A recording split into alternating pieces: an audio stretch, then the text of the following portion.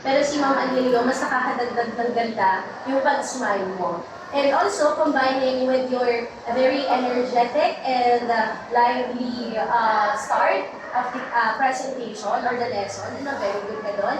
And your concept, it's very interesting. Yung mga paglabas, inaabangan mo yung mga paglabas ng ticket, yung pagkatawag ng ticket. And also, just like Ma'am Christine, their communication skills and confidence will also enhanced by the Governor Valenciano. You have to be thankful and grateful sa UCT kasi napalabas niya yung tinatago mong dati pa na hinihintay kong lumabas. Okay? Very good ka doon. And also, very good for encouraging the students to also try the problem being solved na may nagsasolve na bata tapos sila pinapatry mo din sa kanila yung sinasolve ng isang bata. Very good na doon. And you have the nice strategy for reinforcing the student engagement by means of using tickets. Nakaka-engaging siya sa bata. And what I love the most in your presentation is you have applied the spiral approach. Kasi if you started from the simple details, going up to the complex details, diba? So nagsimula ka sa very small detail at the concept of your topic, and then tinapos mo siya sa problem solving na kailangan ina-apply ni bata yung kanilang critical thinking skills. Very good ka doon. Now, you have to avoid fast pacing. Okay? Bakit?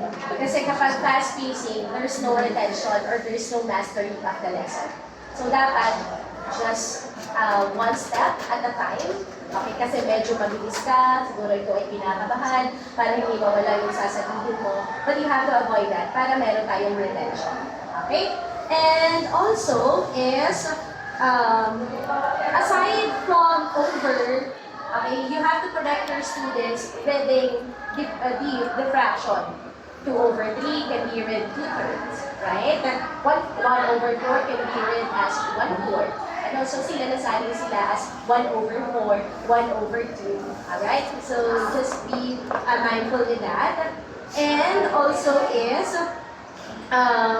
you have to encourage your students to answer in a complete sentence. Hindi lang sinasabi nila na you ask them kung ano yung lowest term or simplest form ng fraction na yun, and then ang sinagot lang nila is 4 over 52 or 1 over 13, yun lang ang sagot nila.